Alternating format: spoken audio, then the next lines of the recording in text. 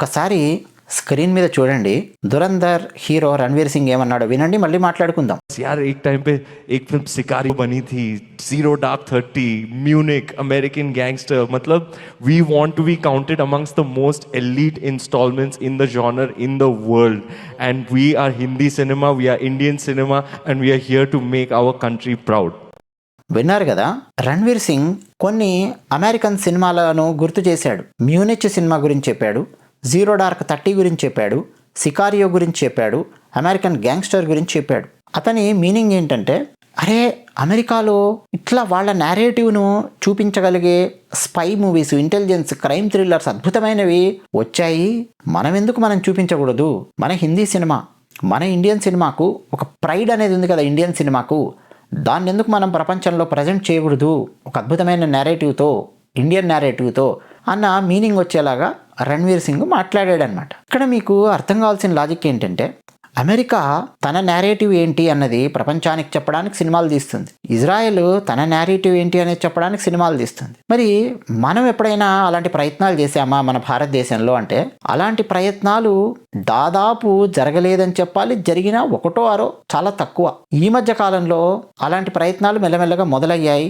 దురంధర్ ఒక రేంజ్లో ఇండియన్ నేరేటివ్ని ప్రపంచం ముందు పెట్టింది. అంతకుముందు అమెరికా వాళ్ళు ఎలాంటి సినిమాలు తీసేవాళ్ళు అన్నది ఒకసారి చూస్తే, సేమ్ మన రణ్వీర్ సింగ్ ఇప్పుడు మాట్లాడిన సినిమాల గురించే మాట్లాడితే, మ్యూనిచ్ ఉందనుకోండి, 2005లో వచ్చింది సినిమా. ఆ సినిమా ఇజ్రాయెల్కు సంబంధించిన సినిమా. సేమ్ దురంధర్ ఎలాగైతే ఇండియన్ నేరేటివ్ను చూపిస్తుందో, అది ఇజ్రాయలీ నేరేటివ్ను చూపించేటటువంటి సినిమా. కానీ తీసిన డైరెక్టర్ ఇజ్రాయలీ డైరెక్టర్ కాదు, తీసిన director American director Steven Spielberg. ఎందుకు తీశాడు? అసలు స్టీవెన్ స్పీల్బర్గ్కు ఇజ్రాయెల్కు సంబంధించినటువంటి నేరేటివ్ను సినిమాగా తీయవలసినటువంటి అవసరం ఏంటి? ఆ లాజిక్ మీకు అర్థమైతే మన భారతదేశంలో హిందూ డైరెక్టర్లు ఎంత వెనకబడి ఉన్నారు అన్న విషయం మీకు అర్థమవుతుంది. స్టీవెన్ స్పీల్బర్గ్ మతం ఏంటి? అతను ఒక యూదుడు, హీజ్ ఎ జివ్. యూదుడు, అమెరికాలో ఉన్నాడు, అమెరికాలో సెటిల్ అయ్యాడు స్టీవెన్ స్పీల్బర్గ్. ఓకే, అతను అమెరికాలో ఉన్నప్పటికీ తన యూదు మతానికి చాలా విలువిస్తాడు. యూదులు ప్రపంచంలో ఎక్కడున్నా సరే వాళ్ళ మతానికి చాలా విలువిస్తారు. ఇజ్రాయెల్ దేశానికి చాలా విలువిస్తారు. ఇజ్రాయెల్ అంతకుముందే ప్రకటించింది, ప్రపంచంలో ఎక్కడ యూదుడున్నా సరే, అతనికి ఏ పౌరసత్వం ఉన్నా సరే, అతన్ని మేము ఇజ్రాయేలీగానే మేము భావిస్తాము, ఎప్పుడూ ఇజ్రాయెల్ డోర్స్ తెరిచే ఉంటాయి యూదుల కోసము అని మాట్లాడింది ఇజ్రాయెల్ ఒకప్పుడు. సో యూదుడైనటువంటి స్టీవెన్ స్పీల్బర్గ్ ఇజ్రాయలీ నేరేటివ్ను ప్రపంచానికి చూపించడానికి మ్యూనిచ్ అనే సినిమా తీశాడు స్టీవెన్ స్పీల్బర్గ్. అందులో 1972 మ్యూనిచ్ ఒలింపిక్స్ జరుగుతాయన్నమాట. అంటే కథ చెప్తున్నాను అందులో ఉన్నది. ఆ టైంలో పాలస్తీనాకు చెందిన ఉగ్రవాదులు ఇజ్రాయలీ అథ్లెట్లను అత్యంత దారుణంగా పొట్టన పెట్టుకుంటారు. ఆ సంఘటనతో సినిమా స్టార్ట్ అవుతుంది. ద సేమ్ వే మన దురంధర్, హైజాక్ సంఘటన, పార్లమెంట్ మీద దాడి సంఘటనతో ఎలాగైతే స్టార్ట్ అవుతాయో అలా మ్యూనిచ్ సినిమా స్టార్ట్ అవుతుంది. మరి ఇజ్రాయెల్ ప్రభుత్వం ఏం చేసింది? తమ అథ్లెట్లను వేరే దేశానికి చెందిన ఉగ్రవాదులు పొట్టన పెట్టుకుంటే ఊరుకుందా? కాంగ్రెస్ పార్టీ లాగా 4 దొంగేడుపులు ఏడ్చి 2 స్టేట్మెంట్లు ఇచ్చి ఊరుకుందా అంటే ఊరుకోలేదు. ఇజ్రాయెల్ ప్రభుత్వం రహస్యంగా ఒక బృందాన్ని ఏర్పాటు చేసింది. మన దురంధర్లలాగా వాళ్ళ ఒక బృందాన్ని తయారు చేసుకుంది. వెళ్ళండి, ప్రపంచంలో వీళ్ళు ఎక్కడున్నారు, ఈ 11 మంది ఎక్కడున్నారు, వెంటాడండి, వెతకండి, వేటాడండి. వాళ్ళు రకరకాల పేర్లు మార్చుకొని తిరుగుతూ ఉండవచ్చు. ఆ 11 మంది ఎవడైతే మన వాళ్ళని పొట్టన పెట్టుకున్నారో, మీకు ఏం రీసోర్సెస్ కావాలో మేము ఇస్తాం, మీకు ఎప్పటికప్పుడు కావాల్సిన సహాయ సహకారాలు అందుతూనే ఉంటాయి, మీకు డబ్బులు అందుతూ ఉంటాయి, మీ ఫ్యామిలీని మేము ఇక్కడ చూసుకుంటూ ఉంటాం, మీకు కావాల్సిన టెక్నాలజీ కానీ, వాళ్ళని లేపేయడానికి కావాల్సినవి కానీ, మిమ్మల్ని ఆయా దేశాల నుంచి మళ్ళీ ఎక్స్ట్రాక్ట్ చేసి సేఫ్ ప్లేసెస్కి తరలించడానికి కానీ కావాల్సిన బ్యాక్గ్రౌండ్ మొత్తము ప్రభుత్వం ఇచ్చేస్తుంది మీకు. మీరు చేయాల్సింది మన ఇజ్రాయేలీ అథ్లెట్లను హత్య చేసినటువంటి ఆ 11 మందిని వెతికి వేటాడాలి అని చెప్పి ఇజ్రాయెల్ ప్రభుత్వం ఏర్పాటు చేస్తుంది.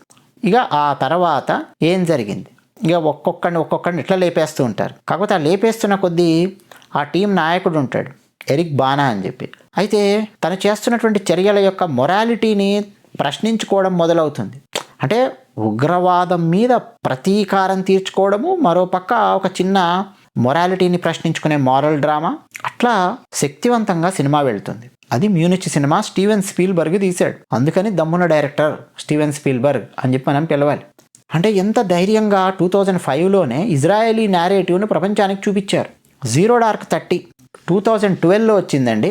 డైరెక్టర్ జేమ్స్ కెమెరూన్ గారి మాజీ భార్య క్యాథరిన్ బిగ్లో. నేను నిన్ననే ఒక వీడియోలో ఆమె గురించి మాట్లాడాను. ద హర్ట్ లాకర్ అనే సినిమా తీసింది, ఆస్కార్ అవార్డు పొందింది ఆ సినిమాకి అని చెప్పాను నేను. ఎస్, క్యాథరిన్ బిగ్లోనే జీరో డార్క్ 30 అనే సినిమా తీసింది. ఏంటి ఆ సినిమా అంటే, అమెరికాలో 9/11 ఉగ్రవాద దాడులు జరిగిన తర్వాత అల్-ఖైదా నాయకుడు ఒసామా బిన్ లాడెన్ను పట్టుకోవడానికి అమెరికా CIA చేసినటువంటి, అంటే 10 ఏళ్ల పాటు చేసినటువంటి ఒక రహస్యమైన మ్యాన్ హంట్ కథ. వాడిని ఎట్లా వెతికారు, ఎలా వేటాడారు, ఎలా లేపేశారు, అది సినిమా. సీనియర్ CIA ఏజెంట్ మాయా అని చెప్పి ఉంటుంది, జెసికా చాస్టైన్ అని చెప్పి ఆమె యాక్ట్ చేసింది. ఆమె అంటే లేడీ ఈ ఆపరేషన్లో కీలక పాత్ర. లాస్ట్కి 2011లో పాకిస్తాన్లోని అబాటాబాద్లో అతను ఉన్నాడు అని చెప్పి కనుక్కొని నేవీ సీల్స్ బృందము చుట్టుముట్టి ఒసామా బిన్ లాడెన్ను చంపడంతో కథ ముగుస్తుంది. అంటే ఇంటెలిజెన్స్ వర్క్ ఎలా ఉంటుంది అమెరికాది, వాళ్ళ టార్చర్ ఎలా ఉంటుంది, రాజకీయాలు ఎలా ఉంటాయి, ఇవన్నీ చూపించే ఒక రియలిస్టిక్ థ్రిల్లర్ అన్నమాట జీరో డార్క్ 30. సో అమెరికన్ నేరేటివ్ని ప్రపంచానికి అందించిందా లేదా? అలాగే సికారియో 2015లో వచ్చింది. డెన్నిస్ విల్నేవ్ అనే ఒక డైరెక్టర్ తీశాడు. చాలా ఆనెస్ట్గా ఉండే ఒక FBI ఏజెంట్ కేట్. ఆమెను అమెరికా అలాగే మెక్సికో సరిహద్దు ప్రాంతంలో మాదక ద్రవ్యాల కార్టెల్స్ మీద ఫైట్ చేయడం కోసం ఒక రహస్య టాస్క్ ఫోర్స్లో ఆమెను చేరుస్తారు. షాడో అయినటువంటి ఏజెంట్ అలెసాండ్రో అలాగే మ్యాట్ గ్రేవర్, వీళ్ళిద్దరితో కలిసి ఆ కార్టెల్ లీడర్లను పట్టుకోవడానికి ఏం చేశారు? ఆ టైంలో నైతికత వచ్చేస్తుంది, హింసాత్మకమైనటువంటి సంఘటనలు ఉంటాయి. అమెరికా అండ్ మెక్సికో మధ్యలో ఆ సరిహద్దుల్లో యుద్ధ వాతావరణం ఎలా ఉంటుంది, కరప్షన్ ఎలా ఉంటుంది, మొరాలిటీ మీద ప్రశ్నలు ఎలా ఉంటాయి, అలాంటి టెన్షన్తో నిండినటువంటి ఒక థ్రిల్లర్ అన్నమాట. అసలు అలాంటి సినిమా తీయాలంటే దమ్ము కావాలి. అలాగే అమెరికన్ గ్యాంగ్స్టర్ 2007లో వచ్చింది, రిడ్లీ స్కాట్ తీశాడు. 1960-70sలో హార్లెంలో డ్రగ్ కింగ్ ఫ్రాంక్ లూకస్ అనేవాడి కథ. వియత్నాం యుద్ధ సైనికులు ఉంటారు, వాళ్ళ కఫిన్ల ద్వారా థాయిలాండ్ నుంచి స్వచ్ఛమైన మాదక ద్రవ్యాలు అమెరికా లోపలికి దిగుమతి చేసుకొని బ్లూ మ్యాజిక్ అనే బ్రాండ్తో అమ్ముతూ భారీ సామ్రాజ్యాన్ని నిర్మిస్తాడు. ఇక నిజాయితీ పరుడైన డిటెక్టివ్ రసెల్ క్రో యాక్ట్ చేశాడు రిచీ రాబర్ట్స్ అనే పాత్రలో. ఈ మాదక ద్రవ్యాల మాఫియా లీడర్ని పట్టుకోవడానికి చేసేటటువంటి ప్రయత్నాలు, ఇదేదో నార్మల్ సినిమా కాదు, నిజమైన సంఘటనల ఆధారంగా రూపొందించినటువంటి క్రైమ్ ఎపిక్ అనమాట. అర్థమైంది కదా? సో అలాంటి సినిమా మీకు ఈ పాటికి అర్థం అయ్యి ఉండాలి. రామ్ గోపాల్ వర్మ 98లో సత్య సినిమా, 2002లో అనుకుంటా కంపెనీ సినిమా, అలాంటి సినిమాలు తీశాడు. నిజానికి అమెరికన్ గ్యాంగ్స్టర్ 2007లో వచ్చింది. ఒక అటెంప్ట్ అయితే రామ్ గోపాల్ వర్మ నుంచి వెళ్ళింది, చేశాడు. I appreciate that. ఇంకా చాలా సినిమాలు ఉన్నాయి USA నేరేటివ్స్ మీద, అంటే స్పైస్, ఇంటెలిజెన్స్, థ్రిల్లర్ సినిమాలు. ఆర్గో అనే సినిమా ఉంది, 2012లో వచ్చింది. బెన్ అఫ్లెక్ అనే డైరెక్టర్ తీశాడు. 1979 ఇరాన్ హోస్టేజ్ క్రైసిస్ టైంలో CIA agent Hollywood science fiction film షూటింగ్ని ఒక కవర్గా ఉపయోగించి 6 మంది అమెరికన్ డిప్లొమాట్లను ఇరాన్ నుంచి రక్షించి తీసుకురావడం. అది ఫుల్ టెన్షన్తో ఉంటుందండి. అసలు లాస్ట్కి అయితే బీపీ పెరుగుతుంది మీకు సినిమా చూస్తుంటే, ఆర్గో సినిమా చూస్తుంటే. అలాగే బాడీ ఆఫ్ లైస్ అనే ఒక సినిమా వచ్చింది 2008లో, రిడ్లీ స్కాటే డైరెక్ట్ చేశాడు. సినాప్సిస్ ఏంటంటే CIA agent Leonardo DiCaprio act చేశాడు బాడీ ఆఫ్ లైస్లో. వామ్మనాయన అద్భుతమైన సినిమా అది. మిడిల్ ఈస్ట్లో ఉగ్రవాదులను పట్టుకోవడానికి జోర్డాన్ ఇంటెలిజెన్స్తో కలిసి ఎట్లా పనిచేస్తాడు CIA ఏజెంట్, అందులో డబుల్ క్రాస్ ఎలా అవుతారు, అంటే ఒక దేశానికి చెందినటువంటి ఏజెంట్ అకస్మాత్తుగా వాడు అవతలోళ్ళకి కూడా పనిచేస్తుంటాడు, ఎంత దారుణంగా ఉంటుంది. స్పై గేమ్స్ ఎలా ఉంటాయి, బాడీ ఆఫ్ లైస్లో వచ్చింది. ఇక ద హార్ట్ లాకర్ గురించి ఆల్రెడీ మనం మాట్లాడుకున్నాం, క్యాథీ బిగ్లో తీసింది. ఇరాక్ యుద్ధంలో బాంబు డిస్పోజల్ స్క్వాడ్ సైకలాజికల్గా ఎట్లా తయారవుతారు అని చెప్పేటటువంటి సినిమా. అలాగే బ్రిడ్జ్ ఆఫ్ స్పైస్ 2015లో వచ్చింది, స్టీవెన్ స్పీల్బర్గే తీశాడు. కోల్డ్ వార్ టైంలో American lawyer Tom Hanks act చేశాడు. సోవియట్ స్పైని రక్షించి ఇంటర్నేషనల్ స్పై ఎక్స్చేంజ్లో పాల్గొంటాడు. చూడండి ఎంత కాంప్లెక్స్ సబ్జెక్ట్స్ హ్యాండిల్ చేశారు. సిరియానా అనే సినిమా వచ్చింది 2005లో. ఎన్ని అండి అసలు CIAకి సంబంధించినవి, ఆయిల్ పాలిటిక్స్ మీద సినిమాలు, spy operations, moral dilemmas, intelligence, work focus, realistic సినిమాలు, టెన్షన్తో ఉన్నటువంటి సినిమాలు, అద్భుతమైన సినిమాలు వచ్చాయి. మన భారతదేశంలో అలా చెప్పుకుందాము ఒక 10 సినిమాలు అనంటే చాలా కష్టం అవుతుంది. గత 6-7 ఏళ్ళు పోనీ నరేంద్ర మోదీ గారు వచ్చిన తర్వాత అందం. ఆ తర్వాతనే ఇలాంటి సినిమాలు కాస్తో కూస్తో మనకు కనిపిస్తున్నాయి. ఒక ఊరి సర్జికల్ స్ట్రైక్స్ కానీ, ఒక చావా సినిమా కానీ, దురంధర్ కానీ, కాశ్మీర్ ఫైల్స్ కానీ, కేరళ ఫైల్స్ కానీ, ఆర్టికల్ 370 కానీ, రజాకార్ కానీ, ఇలాంటి సినిమాలు కాస్త కనిపిస్తున్నాయి మనకు. అందుకే అండి ఇలాంటి దమ్మున్న సినిమాలు తీసే వాళ్ళనే దర్శక దురంధరులు, దర్శక ధీరులు, దర్శక వీరులు ఇలాంటి టైటిల్స్ ట్యాగ్స్ ఇచ్చి మనం పిలవాలి.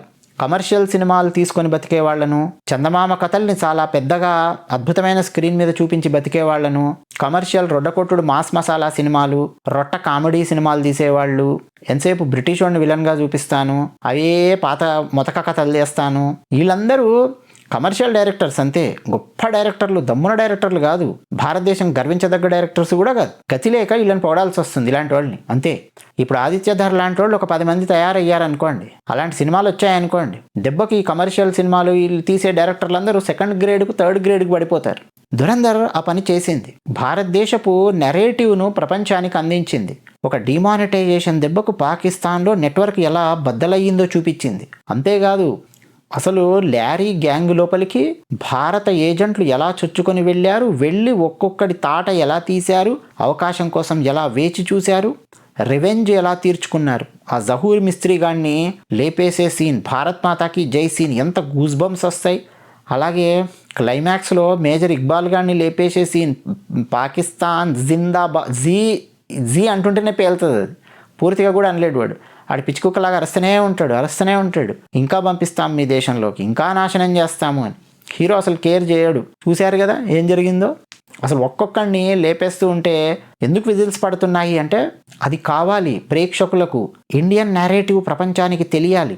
పాకిస్తాన్లో దురంధర్ సినిమా పార్ట్ 1 20 లక్షల అనఫీషియల్ డౌన్లోడ్స్, పైరసీ చూశారు పాకిస్తాన్లో బ్యాన్ చేస్తే. అంటే సినిమాను బ్యాన్ చేస్తే చూడకుండా కూడా ఉండలేనటువంటి పరిస్థితుల్లో పాకిస్తాన్ వాళ్ళు ఉన్నారు.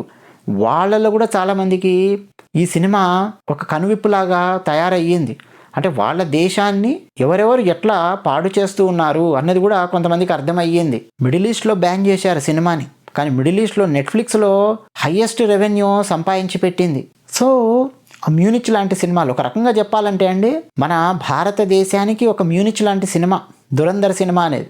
అమెరికన్ డైరెక్టర్ అయినటువంటి స్టీవెన్ స్పీల్బర్గ్ తమ యూదుల కోసం తీసినటువంటి సినిమా అని చెప్పి మాట్లాడతాను నేను. అలాగే ఇక బాలీవుడ్లో ఉర్దూవుడ్ అని చెప్పి అనాలి. ముస్లిం హీరోలు, ముస్లిం రైటర్లు, ముస్లిం డైరెక్టర్లు, అర్బన్ నక్సల్ డైరెక్టర్లు వీళ్ళందరూ కలిసి చేసిన ఎదవ పని ఏందిరా నాయన అంటే హిందువులకు వ్యతిరేకంగా సినిమాలు తీయడము, పాకిస్తాన్ వాడు చేసినటువంటి దారుణాలు వైట్ వాష్ చేసేసేయడము, ఇది వాళ్ళు అంతకుముందు తీసినటువంటి సినిమాలు. మరి యూదు డైరెక్టర్ ఏమో తమ యూదుల కోసం సినిమా తీస్తే, ముస్లిం డైరెక్టర్లు వాళ్ళ కోసము సినిమాలు తీస్తే భారతదేశంలో, మరి హిందూ డైరెక్టర్లు ఏం తీశారు అన్నటువంటి ప్రశ్న వస్తుంది. ఆదిత్యధర్ ఒక కాశ్మీరీ హిందువు, కాశ్మీరీ పండిట్స్ అంటారు కదా, ఆ కుటుంబానికి చెందినటువంటి వాడు అతనికి కాశ్మీర్లో ఏమేం దారుణాలు జరిగాయి, భారతదేశం మీద ఏం దారుణాలు జరిగాయి, మోదీ గారు రాకముందు ఎలా ఉంది, మోదీ గారు వచ్చిన తర్వాత ఎలా ఉంది అనేది పక్కాగా ప్రాక్టికల్గా తెలుసు అతనికి. అందుకనే అండి ఆ సినిమాను అంత డేర్గా, అంత డైనమిక్గా, అంత రియలిస్టిక్గా, అంత రాగా తీయడానికి ఫస్ట్ అతని మెంటల్ స్టేట్ అనేది చాలా కారణం అయ్యింది. అంటే ఒక రకంగా స్టీవెన్ స్పీల్బర్గ్ లాంటి ఆలోచన. సో అందుకనే అండి దమ్మున డైరెక్టర్, దర్శక ధీరుడు, దర్శక వీరుడు, ఇవన్నీ టైటిల్స్ ట్యాగ్స్ అన్ని ఇలాంటి డైరెక్టర్కి ఇవ్వాలి. మరి మీరేమంటారు?